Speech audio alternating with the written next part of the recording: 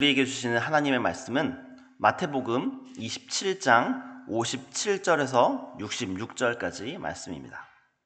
마태복음 27장 57절에서 66절까지 말씀입니다. 마태복음 27장 57절에서 66절 말씀인데요. 제가 봉독하여 읽어 올려드리겠습니다. 저물었을 때에 아리마대의 부자 요셉이라 하는 사람이 왔으니 그도 예수의 제자라. 빌라도에게 가서 예수의 시체를 달라 하니 이에 빌라도가 내주라 명령하거늘 요셉이 시체를 가져다가 깨끗한 세마포로 싸서 바위 속에 판 자기 새 무덤에 넣어두고 큰 돌을 굴려 무덤 문에 놓고 가니 거기 막달라 마리아와 다른 마리아가 무덤을 향하여 앉았더라. 그 이튿날은 준비일 다음 날이라. 대제사장들과 바리새인들이 함께 빌라도에게 모여 이르되 주여 저 속이던 자가 살아있을 때에 말하되 내가 사흘 후에 다시 살아나리라 한 것을 우리가 기억하노니 그러므로 명령하여 그 무덤을 사흘까지 굳게 지키게 하소서. 그의 제자들이 와서 시체를 도둑질하여 가고 백성에게 말하되 그가 죽은 자 가운데서 살아났다 하면 후의 속임이 전보다 더 클까 하나이다 하니 빌라도가 이르되 너희에게 경비병이 있으니 가서 힘대로 굳게 지키라 하거늘 그들이 경비병과 함께 가서 돌을 임봉하고 무덤을 굳게 지키니라. 아멘. 안녕하세요. 반갑습니다. 한 주 우리가 고난 주간으로 보냈는데요. 우리 고난 주간을 은혜 가운데 잘 보내셨나요? 사실 매년 보내는 고난 주간이죠. 매년 보내는 고난 주간이지만 분명한 것은 우리가 이 한 주간에 영적으로 예수님께서 우리를 위해 행하신 일들, 하나님께서 우리에게 베푸신 사랑들, 그것들을 경험하고 체험하고 느끼고 또 이해하고 생각하는 데에 사실 큰 위로가 되고 우리에게 격려가 되는 한 주간인 것 같습니다. 내일 부활주일까지 오늘 하루가 더 남아 있는데요. 오늘 하루도 우리가 예수님의 고난과 부활을 묵상하며 기쁨으로 하루 살아가시며 또 부활절을 준비하시는 하루 되시기를 소망합니다. 특별히 오늘은 종려주일부터 6일째 되는 날입니다. 예수님께서 십자가에 돌아가시고 오늘은 무덤에 머무셨던 날입니다. 오늘 우리가 읽은 본문도 바로 예수님께서 십자가에 못 박혀 죽으시고 그리고 무덤에 머물러 계실 때에 무덤 밖에서 일어난 일에 대해서 말하고 있습니다.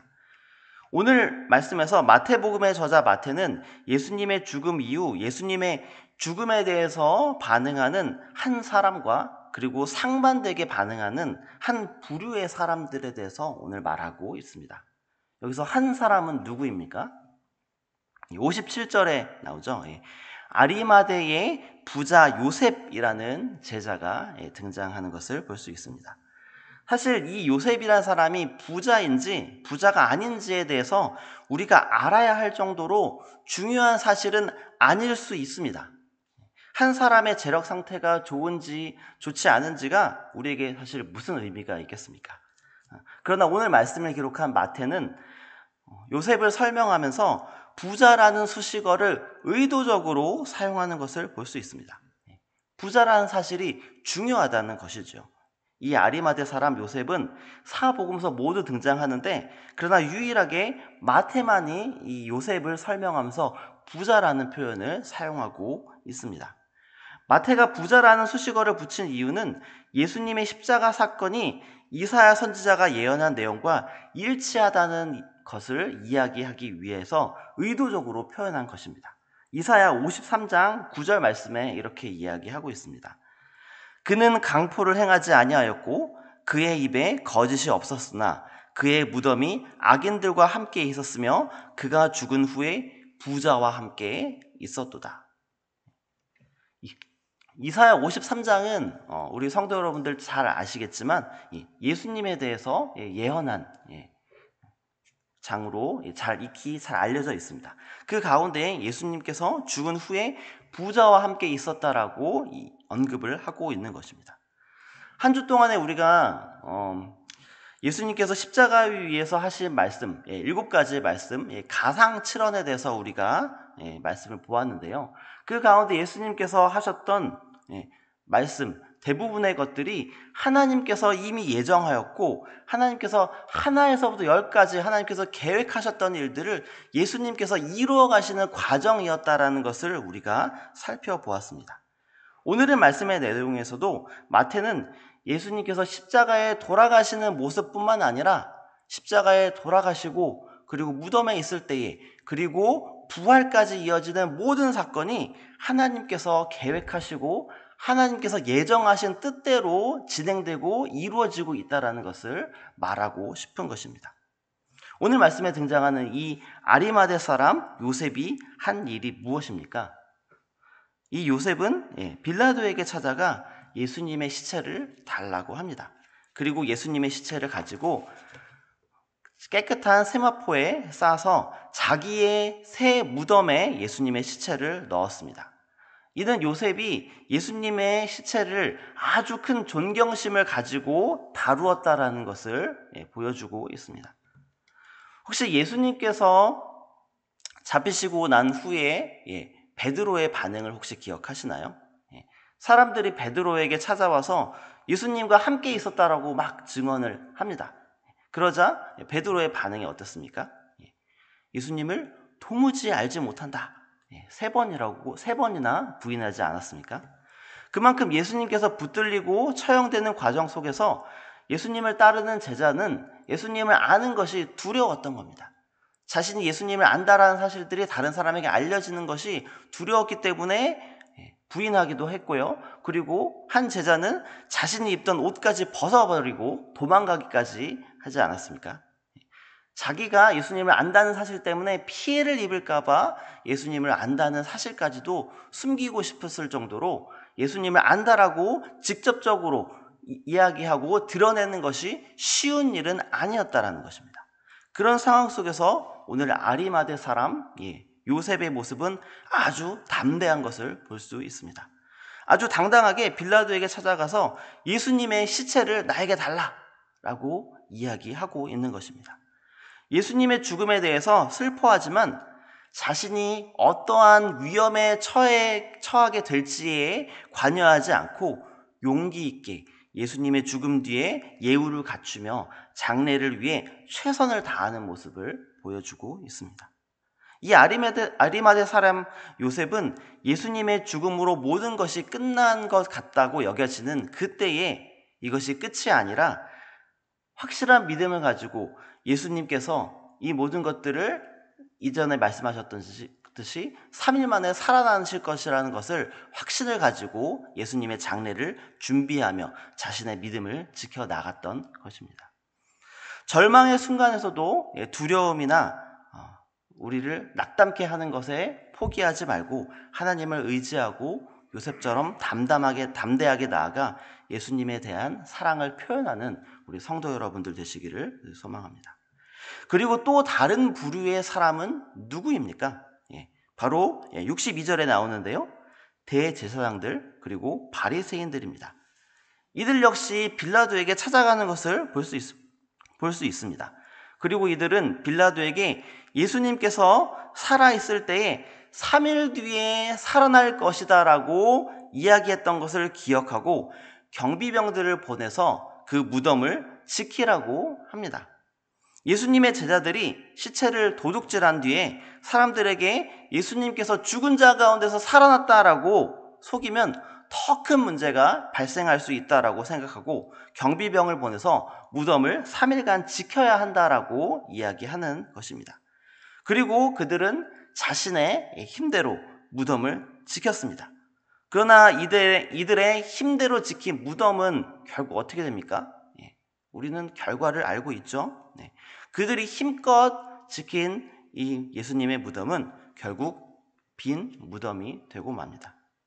예수님께서 십자가에 못 박혀서 돌아가시는 것은 하나님의 계획이었습니다.